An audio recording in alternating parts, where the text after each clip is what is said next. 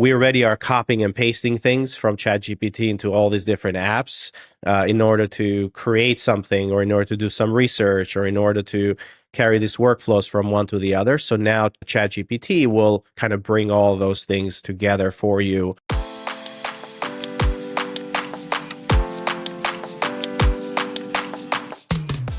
Hello, and welcome to Generation AI, where we demystify artificial intelligence in the world of higher education and beyond. I'm your host, Ardis and Kadiu, and with me today I have a special host, Petar. Hey, Petar, how's it going? Hey Ardis, thanks for having me back. This is my, I think, third time with you here.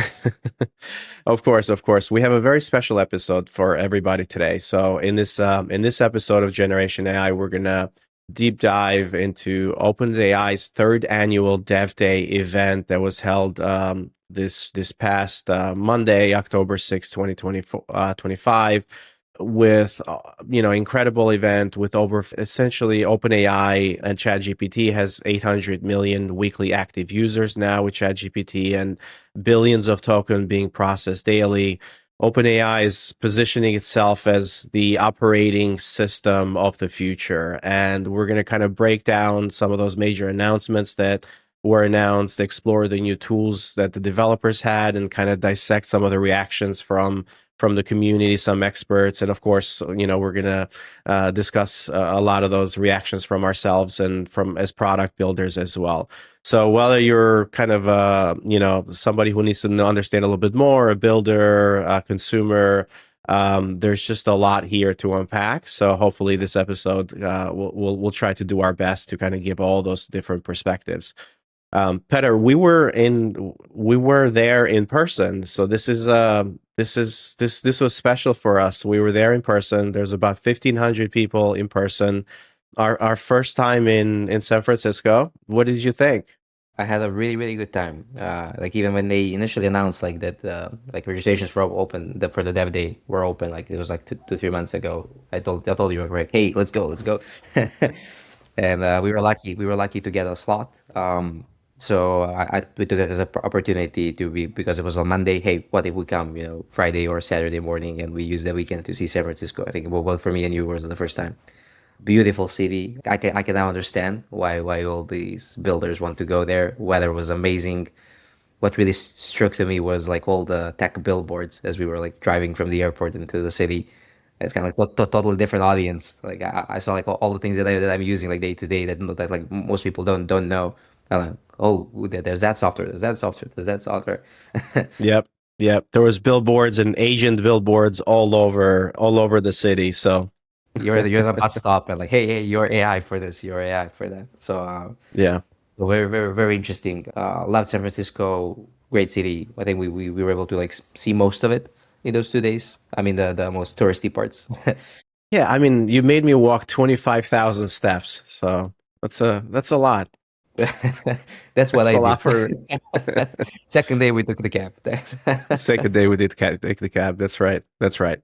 Great city. We had a really good time, and then Monday morning we go to OpenAI to Dev Day. Get in, keynote, 1,500 people. The event, we turn around and there is all of the AI influencers and the AI folks that we see every single day on YouTube, or the reporters. We see all of those folks in there. We see badges from some of the largest companies, obviously from Netflix to Facebook, Microsoft. There was yeah, Cognition that built Devin. It yeah, was basically every company that's building AI. They had a representative in there. That was really interesting, and that was kind of the goal why we also wanted to go. We wanted to because in Element we also are. We think that we are building the world class AI, so we wanted to compare ourselves against all the builders out there and see how we measure. And I think we measure good. it just feels a little different when you're afar and you think that this thing is happening somewhere, and then you're in the middle, you're having conversations, and you're like, well, we're doing the same things, or actually we're doing things even better, and we can kind of exchange conversations. And so if anything, I feel like that was probably your biggest takeaway from the event. True, and I got really inspired because when you get there, you see even like the age groups like there was of course predominantly more younger folks like the new builders coming up, like new grads trying on the startups. Yeah, I did feel very old. I did feel very old, and I'm only 41, so I felt old in there. I felt in the middle. I felt in the middle. Hmm. But what I really liked is the new builders, their eagerness and how they're optimistic. Like I heard some ideas of people that what they're trying to build, and I like that. I like the optimism and where it's headed and how they want to use the technology to change the world. And it's a different culture there. Like everybody there is like, hey, it's grind. It's you need to build. You need to innovate. It's much different from other areas. Like it is a bubble there. It is a bubble, and they all keep inside of the bubble and kind of like boost each other up. And you see like when we came there, like me and Ardis coming from me specifically like from Europe. I didn't even spend a lot that much time in US. Ardis predominantly was in the East Coast. We coming there like we were not from those from their networks. You saw like all of them mingling like so we need like to take effort to mingle. So it's a little bit different. But you see them mingling like it's kind of like as I now understand how it operates. Like they all because you see that on the internet. Like Everybody all knows each other. everybody knows each other. Everybody boosts each other as well because you will see, hey, look at this company. They're shipping. They're doing great. Then look at this company. They've created a really nice system to kind of like help each other to make the whole industry grow. So that's really struck me. Well, so let's get into kind of the meat of the kind of conference and why we were. I mean, of course, we were there for a lot of different things, but like, what were the announcements during the conference, during the keynote, and then we'll dive into some individual sessions that we kind of thought were very interesting and some insights, but. One of the more important things, if we were to think about it, OpenAI, they kind of shifted from kind of this, they're positioning ChatGPT as an operating system. So essentially an interface for native apps and third-party agent tooling. So one of the things that was announced, there's three main things that were announced during the keynote, which was apps, agents, and what was the last one? I think new models. So let's talk about the apps. So apps in ChatGPT. They announced apps SDK, and it's pretty interesting. So what they shipped is native applications that run directly into ChatGPT with deep integration. So talk to the app and the context sharing between the app and and ChatGPT. So ChatGPT can now understand what you're doing in an app and can act like in line. You can, for example, one of the examples that they had was a Coursera course that somebody said, "Hey, I want to." I want to learn about this, and Coursera is one of the apps that ChatGPT uses. It brought Coursera inline as an interface, and now you can interact with that. You can stop the video, you can ask about what's happening in this video, and so on and so forth. So basically, it makes sense, right? We saw that even before that they wanted to create an app store because they've seen the power of it, like with what Apple has done, right? There's a huge power in terms of economy if you have something like that. They've tried it, right? We were discussing like they had the plugins before, then GPTs, and now this is kind of like a whole new evolution taking a turn. I think this third time around, models are much better. That it allows them to do this. Models are now much better at kind of like using different types of tools to handle the job. So without extra effort, you are able to probably call into more systems. We see that also as we develop currently the new models. So I think that's why they went there. They saw it's possible, and they hooked into the MCP. You've heard us maybe before talking about this protocol. It's kind of like a protocol how large language models can talk to other systems. So that they created an extension of that protocol that allows them while calling these other systems can also define UI that can be returned, and this is proprietary to the OpenAI. Like they define their own like open standard and their own language to be able to define that. It'll be curious to see if in other systems later on that will become the de facto standard, or this will be only OpenAI. But basically, they partnered with I think 10 or 11 companies initially. One of them being Coursera. Right. So they have Zillow. Canva, they have Booking.com, Expedia, Figma, Spotify, Khan Academy. It's coming up. Instacart, Uber, TripAdvisor. So they work with them to build these connectors, and they will that in the future. Now they also open up for any developers to build their own. Like this kind of like in preview. By end of the year, they think that this will be like fully released for everybody to build. They're calling it an app SDK. Yeah, That's the absolutely. yeah. So the goal is later to have that registry of apps. What's really, really good about it is the distribution, right? You said 800 million people weekly uses this product.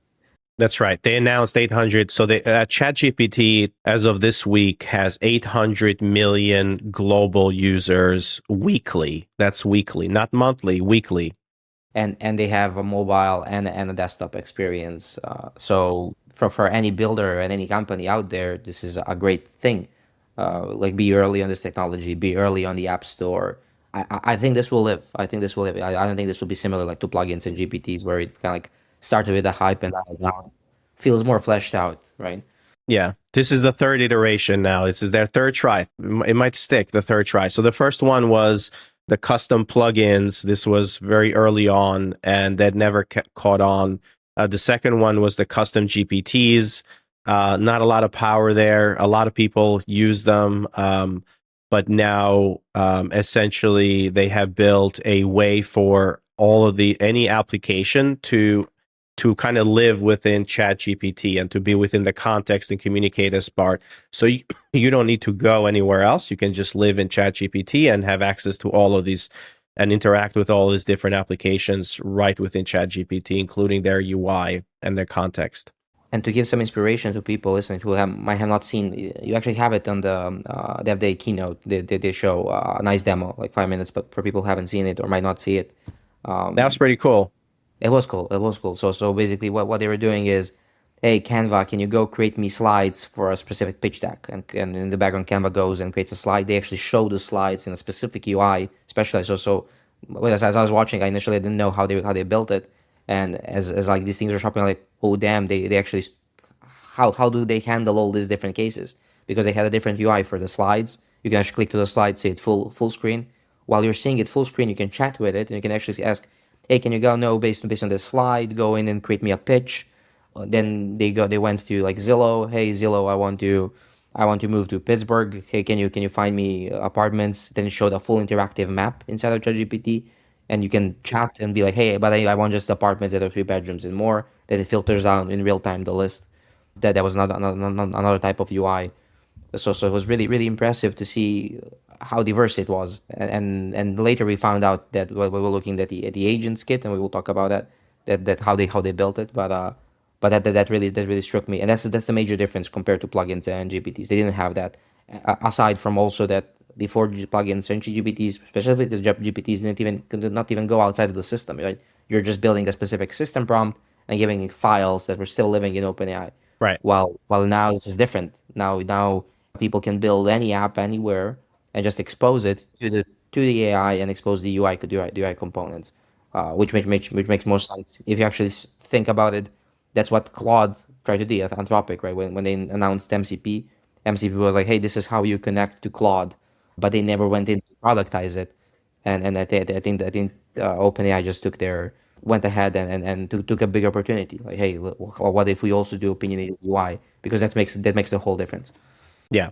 So essentially, where this is going and the conversations that are happening around this is that ChatGPT as basically an interface operating system. So it moves beyond the plugins and the bots to really this immersive, persistent assistant layer. And it accompanies user tasks across these different domains, right? Potentially really consolidating a lot of fragmented app journeys that we're experiencing today into kind of this single interface.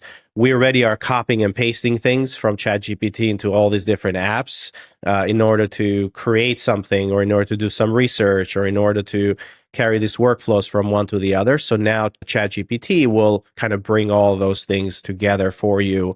And of course, this has very, Sam, as part of some of the interviews that Sam Altman did afterwards, folks were asking him, well, does this mean that now you're going to introduce ads as part of it? And he was pretty straightforward and said, well, ads, it might make sense to introduce ads in some cases. We just don't know what that's going to look like yet. And another thing that is coming up is the payments as part of these. So now you're going to be able to buy stuff right within ChatGPT, which they announced even before Dev Day.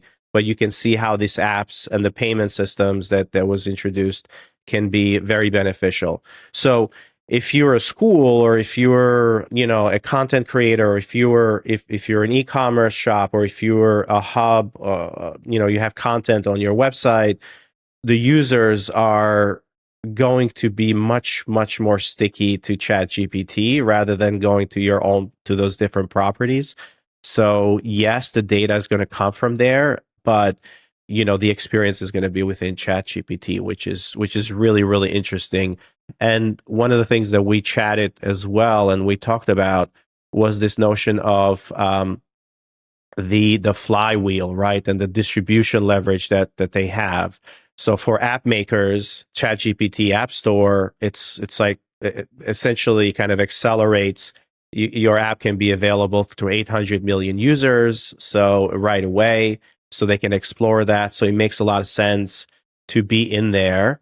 But then that creates a flywheel. So the more users work inside ChatGPT, the more context gets centralized in ChatGPT, and that strengthens the personalization and kind of the assistant quality, while essentially locking you in. So the switching cost becomes very hard. So ChatGPT then becomes your memory, and it becomes your assistant, and you go there for everything.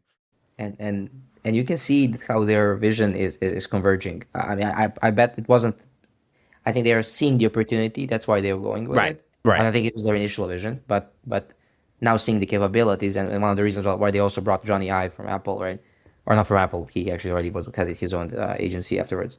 But you can see how it's converging, right? They just released I think 2 weeks ago the agentic commerce, right? Correct. Framework for payments. Yep. So now there's an app store that helps people to actually think of, hey, if I'm building an app, maybe I just need to build it for ChatGPT because I already have the distribution and I'll have payments, and if that's what people use and are comfortable with, right? But I would need to have payment. Then they're building a device that we still don't know what that will be, but we know that that device will be something totally different compared to the current compute. Probably won't be a screen. It will be like a multimodal type of device that can listen, see, and kind of interact with the environment for you.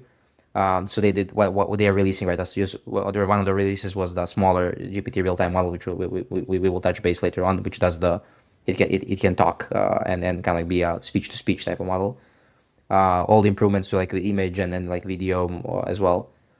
So then you have the device that you can have a model that understands you on natural language, and the whole backbone of it is a whole app store type of environment where you can have any apps connected to do your work. So you can imagine walking down the street, talking to your device and doing your job, right? Hey, can you go prep me this slide? Can you do this? Can you do that? Right? But you see some of the components will be visual now, artists. I think the device probably will have some way to, but that's really interesting now to see how it kind of converges. Like they're working in parallel on all these different fronts, and you can see them assembling that grand vision. So really interesting. Yeah. So it makes a lot of sense. So let's move on to Agent Kit, right? So this is kind of where the developers, or essentially there was some leaks beforehand, but Agent Kit, it's essentially the agent builder stack, right? How do you build agents? OpenAI had their agent, kind of their agent SDK before. If you're a developer, you probably had access to that, but now what they shipped was a visual agent builder that kind of orchestrates multi-agent workflows.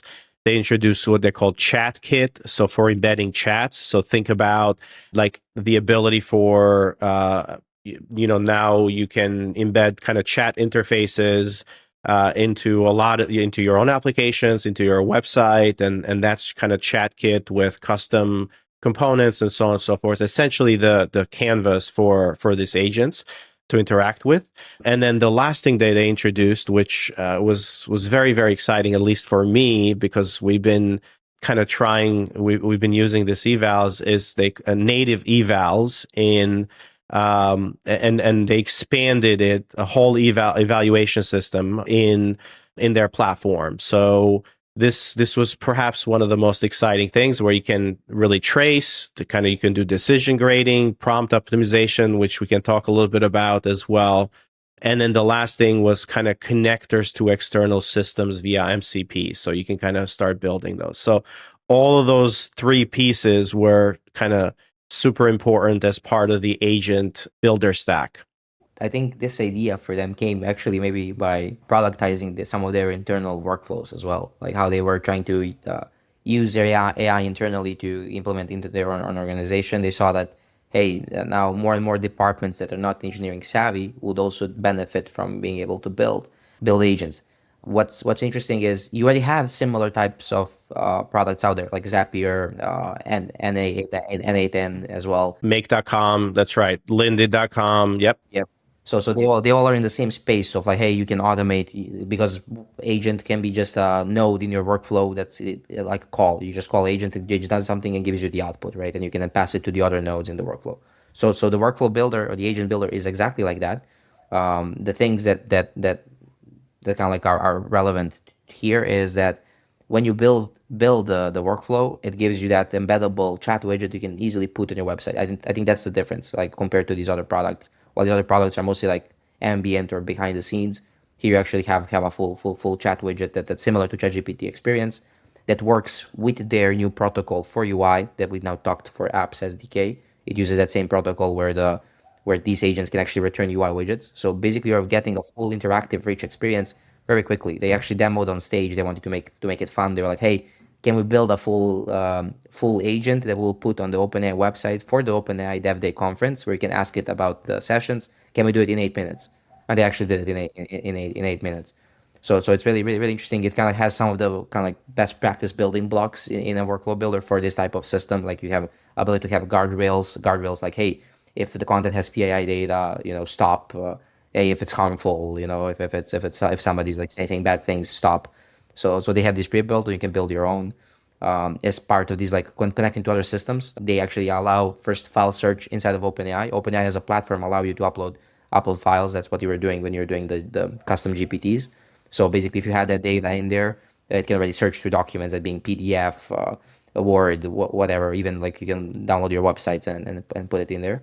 But it also allows you to connect to real-time systems. You can connect to call into your systems and like your database, or do their even native web search that's already available. So you will have an agent that does a web search. So it gives you a lot of opportunity to automate some of your work. There was another nice session. You can watch that everything is uploaded, I think, 2 days ago on YouTube. So one of the sessions that really was interesting is how OpenAI uses AI in their own workflows internally. That's a really good use case for anybody wanting to have kind of inspiration how they can use this to build for their own company. I think they have 3 use cases, which kind of like is usual for kind of like a B2B type of B2B company. One of the agents was like a go-to-market agent that will go and research your customers before you have a meeting, prep everything, prep a demo, prep stuff, and kind of like also close the loop as well. So after the meeting, like, hey, analyze, try to find answers to the questions, and provide you that. So that's one of the good examples. One was the support agent, which is everybody has that, right? Hey, you're getting a lot of inbound, that being students calling you, asking you questions, or you are a product company and was asking you. So they showed how they automate their own support. So they're actually not using an external company. They're actually using they built it themselves. So this is a session that you went to. So this was not part of the keynote that was announced. So you went to a session on how OpenAI uses OpenAI and agents to kind of work internally on their tools. Interesting. And there's a point of that session, right? Initially, when you saw the session, you're like, okay, they maybe just want to talk so to inspire people, but basically under the hood, the whole point was to promote the agent builder. So the whole point was like, hey, you see now how different departments now need to use agents, and like, hey, you can just use Agent Builder to make this yourself.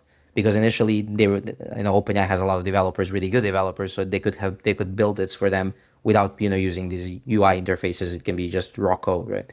But then they saw, hey, how can we make this templatized so everybody else can benefit, because there's big benefits here. And to hook into what sets it apart is the built-in evals that you mentioned. those built-in evals allow these systems to improve themselves over time. And they actually showed an example, their graph of like support tickets that they were getting. And then when they released the image gen, that like skyrocketed. And imagine how many customers, I think they got like in a day 10 million new users. And imagine how many questions are coming in and things that are really repetitive. Yeah. And so what they built is whenever an agent answers something and that's being like, hey, that's good, thumbs up, that basically goes into their evals, and that's kind of like marked as a good result. And same with the bad results. And under the hood, they built that the system can run prompt optimizations depending on the bad evals coming in, and we can talk about how that works. Agentic AI is opening a new chapter in higher education, making learning and engagement more responsive, adaptive, and personal. This October, Arizona State University is hosting Agentic AI and the Student Experience in Phoenix with 500 leaders from across education and industry. The event will feature keynotes, workshops, and showcases, all centered on how this technology is transforming the student experience. Element 451 is proud to join as the digital storytelling media partner, helping capture and share what emerges from all of these insights. The registration link is in the show notes. I would not want to miss this.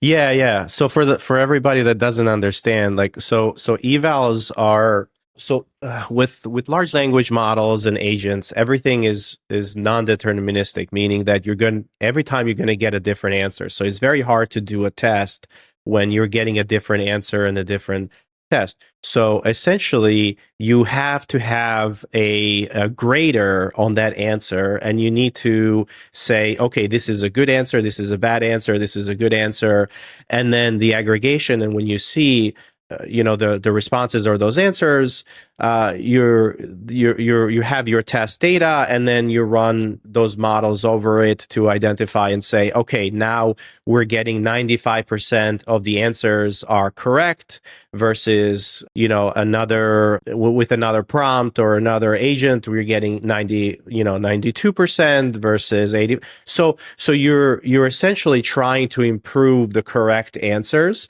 and evals are a way for you to do that. But every eval has what they call graders, and in a lot of cases, early days, evals were done by humans. So you have a set of tests, and then you go ahead and you say, this is good, this is bad, this is good, this is bad.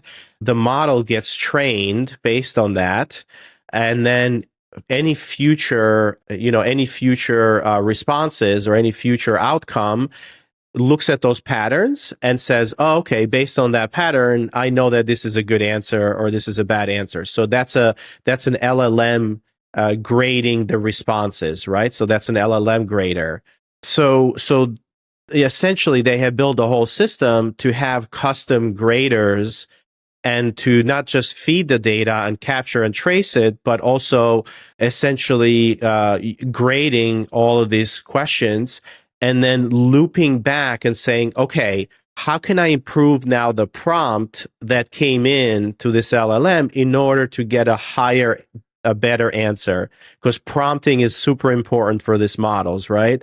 And that is one of the kind of things that I was really excited about, because like our prompting can be really unoptimized. Yes, the best prompter in the world is still misses so many different things, right? It's a different approach, right? It's a different approach, right? Right. And it makes so much sense. Like initially, remember, it was like, hey, prompting. Everybody will need to know how to prompt really, really well, especially for production systems. But isn't it better if you're designing a system, you design the system how it should behave, the inputs and outputs, but the prompt is just generated based on your data set. So there's already there is already kind of like a movement. It's called DSPy. It's in the Python community, where there's one researcher and then after a group of researchers as well, they found a way that, hey, let's treat prompts same as how you're training a large language model. You already have your examples of how it should behave. You have your training set and you have your eval set. What if I just then take in the prompt and like generate the first version of it using the examples that I have, and then I can test it across all the other examples that are happening. And for all the things that didn't work, I can try to change it. So who's changing it? Not you. The large language model is changing it. So basically, it's an LLM trying to optimize an LLM prompt. So it's really interesting. It's really meta, and also like large language models are also evaluating your outputs. But if you think that's not what we humans would do, and in the end, it finds all these differently because different large language models have different kind of how they were built initially, how they were tokenized, etc. So it all depends.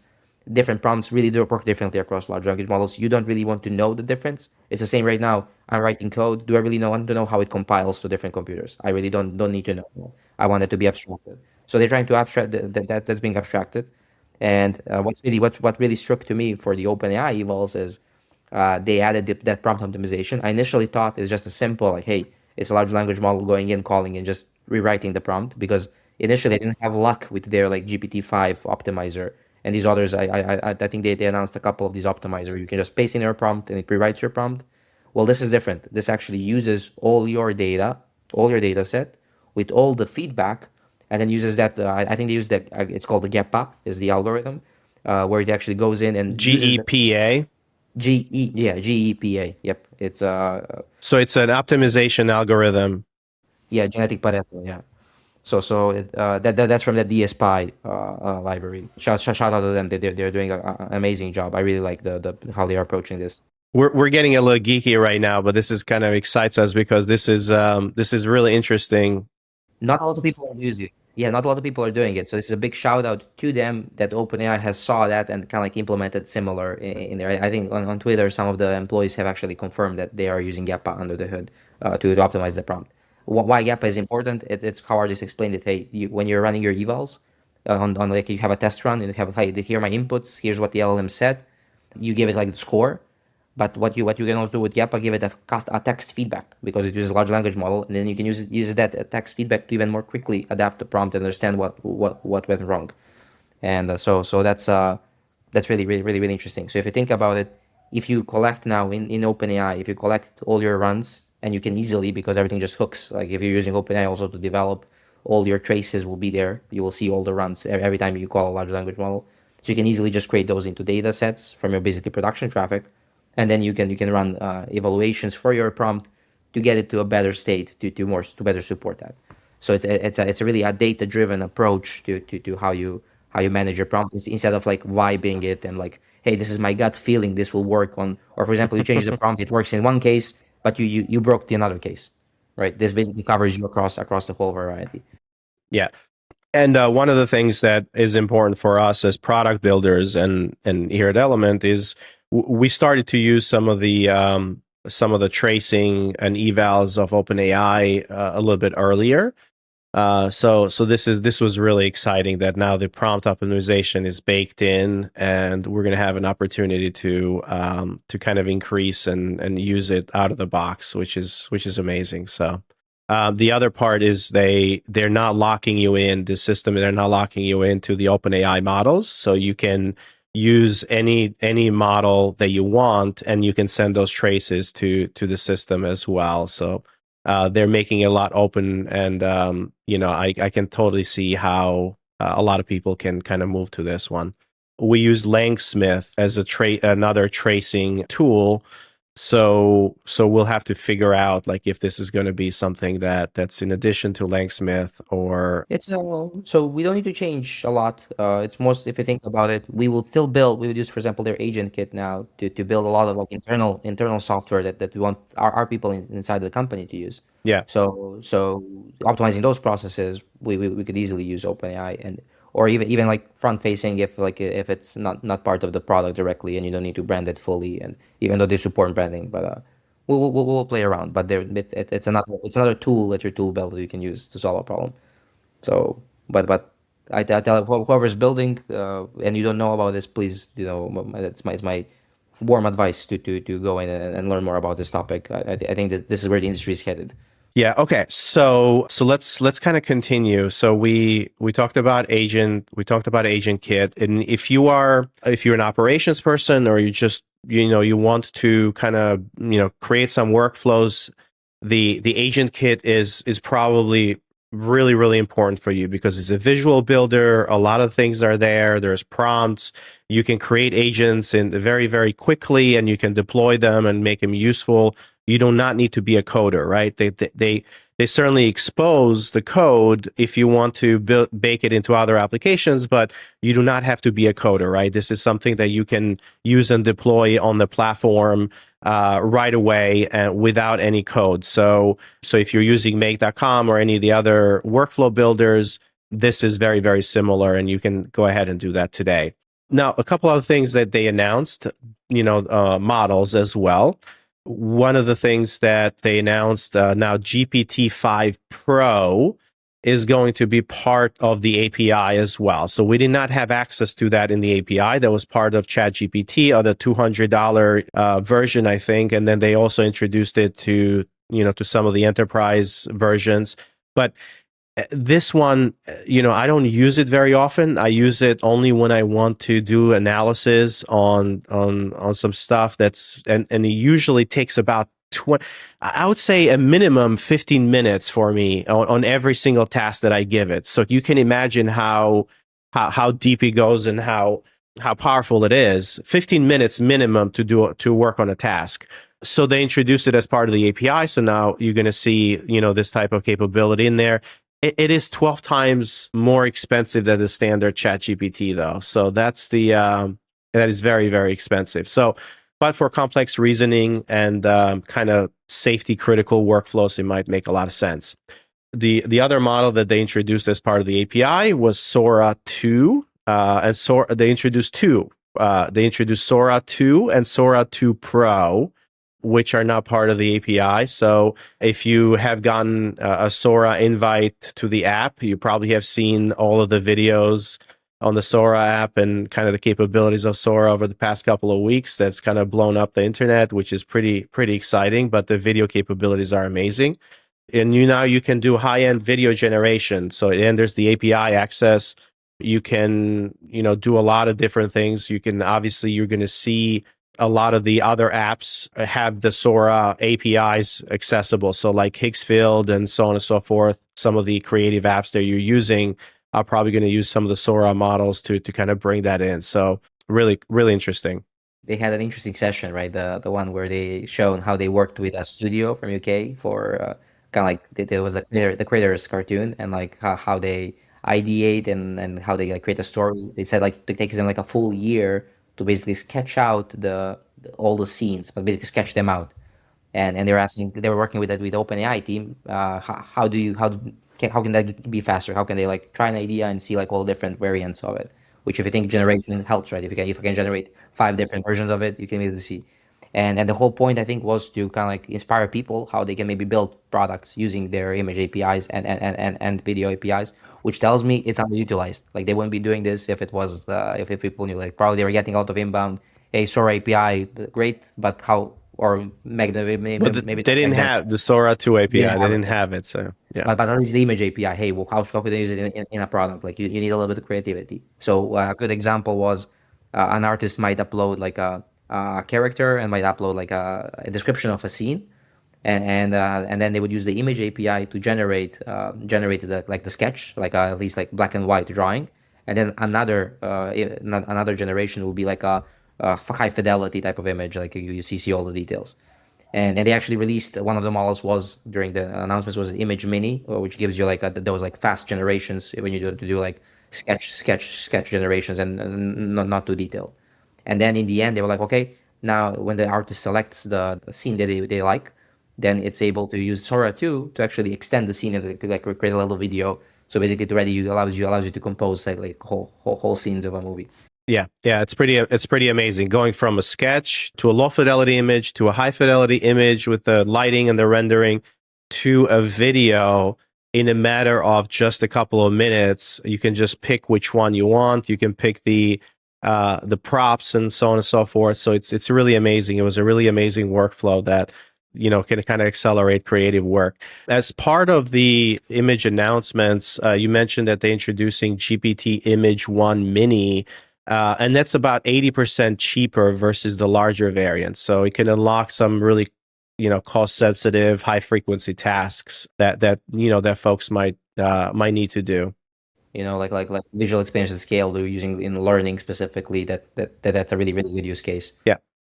personalized now. If you have hundreds of thousands of users and you want to personalize images for each one of them, it could have been a little cost prohibitive before. Now you can do that at scale, which is pretty cool. Really nice. Something that we can use. Yeah, exactly. We get some ideas.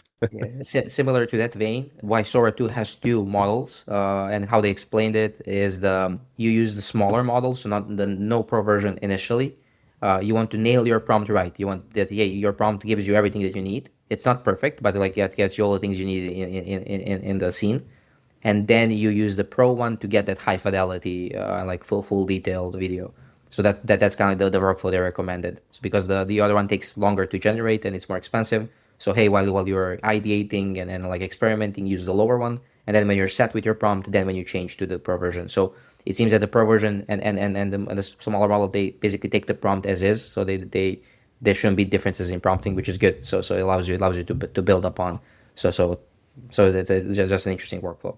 Yeah. They also released a Sora 2 prompting guide, which I haven't had a chance to go into details, but hopefully I'll grab it and we'll probably have a session. I don't know. I have a session where our AI Engage Summit next week, so this episode will probably drop before then. But I'll see if I can pull a lot of those guides and we can kind of play around with it for sure. And then the other thing that they announced was real-time or GPT real-time mini voice. So this is an interesting one, which is 70% cheaper, improved voice quality for many use cases. So same voice quality, same reasoning, 70% cheaper, and this is voice API. What do you think about that? I'm not a fan because we've been using their real-time voice since the start, and we actually needed to pivot to a different solution to be able to kind of like support production use cases. And I don't know, when I saw that it's smaller and they didn't mention hey it's smarter, it works better. They were just hey it's cheaper. Generally, that doesn't mean it's better. And their current quality, like people are now getting used to that the voice AI needs to behave almost as human. It's kind of like the quality they expect. And I saw that when you need to be on that level, if you're not at that level, people will actually complain.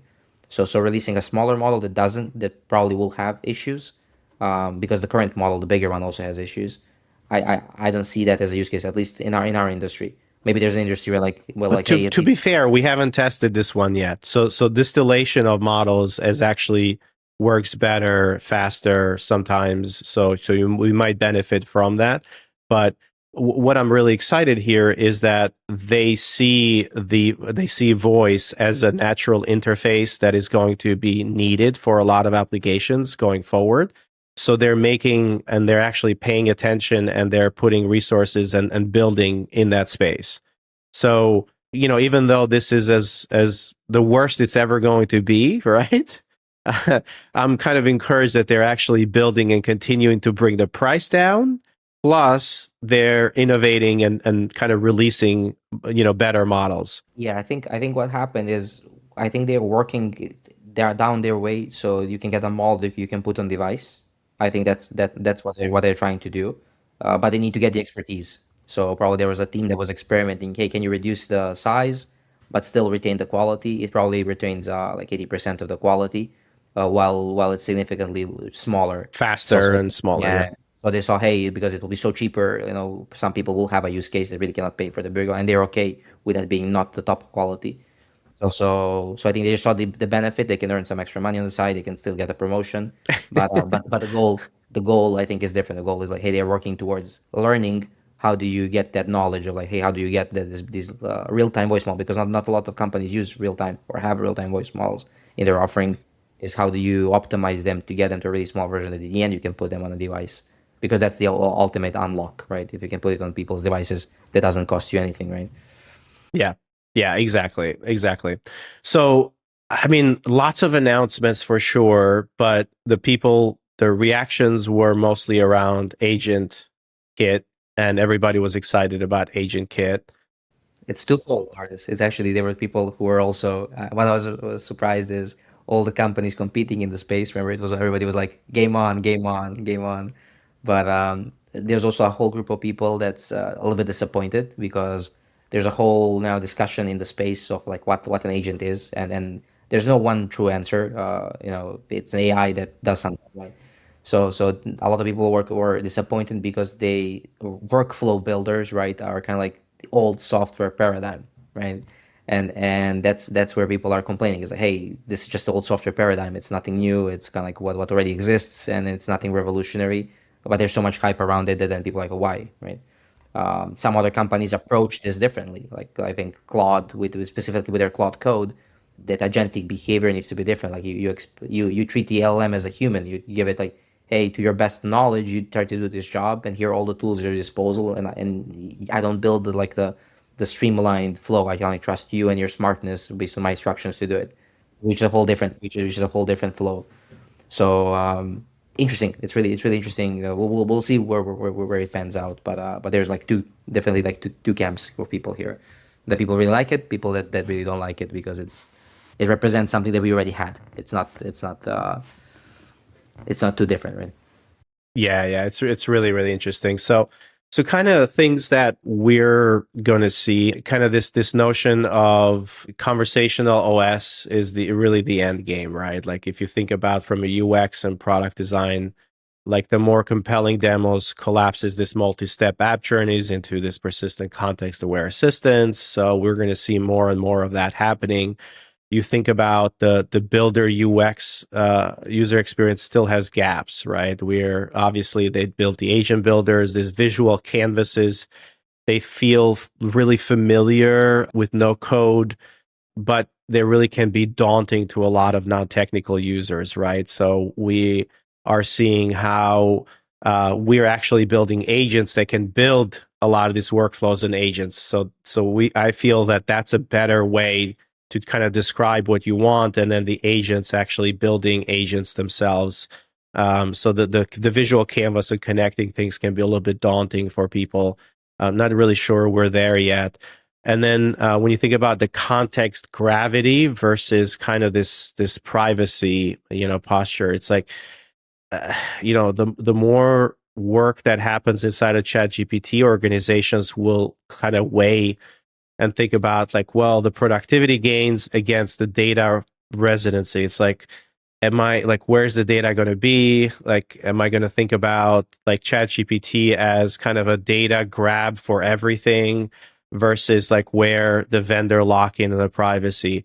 Obviously, MCP connector policies and kind of on-prem or hybrid options will, come up, and, as you start thinking about the enterprise. But, for sure, over the next 3 to 6 months, the way I see it is kind of this rate of high quality apps and consumer retention using ChatGPT will be, as a daily hub, will become very apparent. I don't know where the agent kit ecosystem, like the third party templates, like you're going to see a lot of vertical blueprints. The integrations are going to go in much bigger depth. You're going to see kind of this conversational builders emerge on top of them. Like I said, you're not agent builder and kind of those canvas is not the right approach.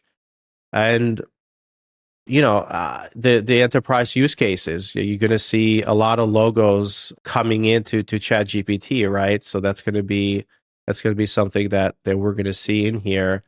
I don't know, what do you think that means for like startups, right? So if you build agents, like what does that mean? My advice for startups that kind of like understand the tech, I would still build it in code. I don't think the agent kit is intended for this use case, because even the app SDK, you still can build your own app and then expose it just via MCP. So you need to have that mode. You need to have your app, because you don't want to rely on OpenAI. What if OpenAI changes their policy and their monetary policy changes, that it's basically not you don't control it. It's another company, and it turns out that the app cannot be sustainable if there's a change. So just build it yourself first, and that also gets you the expertise. Agent kit is a really good for proof of concept. If you want to like get value quickly, if you want to get that quick distribution as well. But take into consideration, this is so early that no normal people are actually using it, or there won't be a lot of customers. It will take at least a year for this to like catch fire, in the sense that, hey, there's people know to go into the app store to find an app for ChatGPT. I don't think people have that muscle yet. But I think it's important to practice, and I think separately, as you're using the agent kit, that I think that will be really similar how you do also the apps SDK. I need to read the full docs. I haven't. So full disclaimer, they actually announced recently like the full docs for how do you build the apps SDK. I kind of have a theory that it's quite similar to the agent kit, so I'll just research that. But I think like as you're in this ecosystem and you learn how OpenAI does things and how you incorporate your agents into the through agent kit into workflows and then also the apps SDK, I think it'll be like a common line that then you build your expertise once that you can use. So they will be creating like a full platform, like people who were developing on Apple, right? Hey, you know Xcode, you know this, so you're familiar with the tooling and it's not scary. So it's a good tool to have. I think it will be really useful for every internal, especially if you use OpenAI models and you're already on their platform and kind of like you already procured that. Then makes so much sense. You don't need to buy a whole other tool to build like a workflow internally if you want to expose. I want to build a chatbot for my company to find policy and hey, what's the travel policy? What's this? What's that? Yeah. So building internal tools and building some of those tools. Yeah, but I think there's still a really, really crazy opportunity for people to actually build an app that actually goes on the ChatGPT, and that's how you earn all your money, and it's kind of like it's full. I think it's is that maybe we can experiment on that, see if we can come up with a few ideas. Yep, I think that's interesting because it's a whole new, right? You will be first, right? You will be first to a degree. So it's just that it's still clearly totally unknown. How do they find you? How do you optimize? How do you market for that? Right. Is it still traditional marketing, and then you kind of like tell them, hey, this is how you install it, right? But so that's the only thing. I still don't see how normal people will get to it. But it's a brave new world, and the idea of the everything app is coming with Google. I'm sure Google. I just saw something they announced Gemini Enterprise. This is about OpenAI and Dev Day, but just some other news as we're recording this. They announced Gemini Enterprise, which also does something very similar with the agent builder. It's within their Google AI Studio that does something very similar where you build agents and you deploy them. So you're going to see this from a lot of different players, and it's going to be a matter of time before you see it in your own ecosystem. So the agent builder is going to, I don't know, maybe Q4 is going to be all about agent builders. It's like the proliferation of agent builders. So it's pretty exciting, We're building our own agents that build agents, by the way. So no UI, well, some UI, but we feel that the conversational interface is a lot better to just tell it what to do and it will build it. I want to just add like a minute just on that when we talk about our agents, and because we approach the problem totally differently, right? For people who might know Element, we did have a workflow engine where you go in and define your steps. This is even before AI era. For you define. Yeah, we did have a canvas. That's right. Yeah, that's right. we did have and you'd be like, hey, if this, then do this, else do that, and it was really useful because you can do like whole marketing campaigns and drip campaigns and all that. So when we were thinking of like, hey, how do we use this technology and its capabilities? Because there's a famous moment in time when me and Ardis were together and we're like, hey, all the AI is reactive. What if we make it proactive? And that's how we started entering into that project. It was like, and that was 2 years ago. That was nothing. It was nothing defined. It was just, hey, how do we just make it proactive? And Ardis had a great simplification because I was overthinking it. I couldn't really grasp because you thought it was going to be so expensive. You're like, we cannot afford this. We cannot afford it. So what's that? So first I couldn't really grasp how the users will use it. How do they like to use it? And Ardis had a great idea. It was, what if it's a workflow with no steps? Basically, steps are defined in the moment in time as the AI is progressing, and that unlocked it for me how to design it.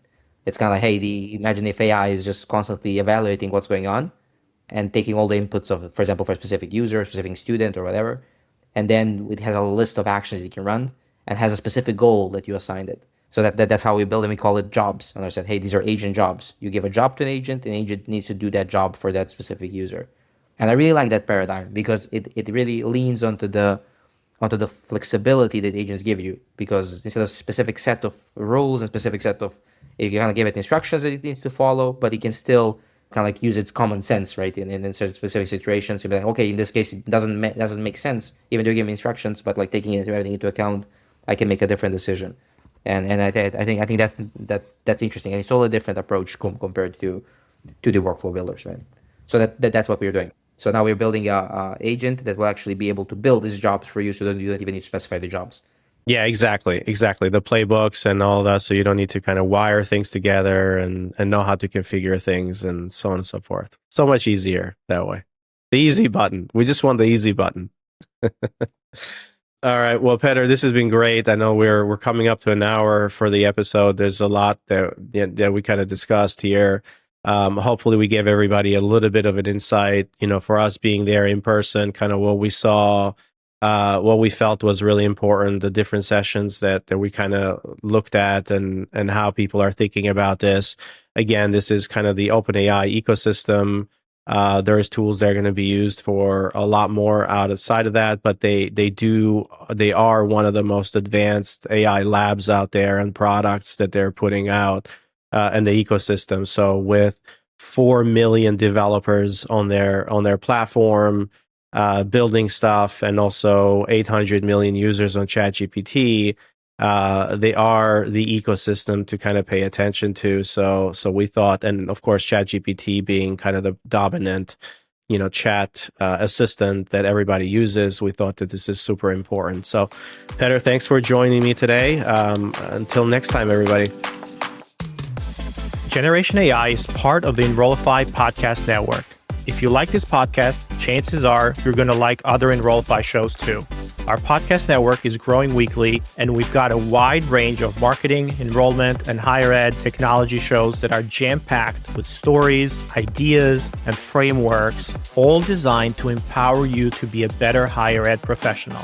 Our shows help higher ed leaders and professionals like you find their next big idea. They feature a selection of the industry's best as your hosts, like Jamie Hunt, Seth Odell, Jenny Lee Fowler, Brian Gross, and many of your favorite leaders in higher ed.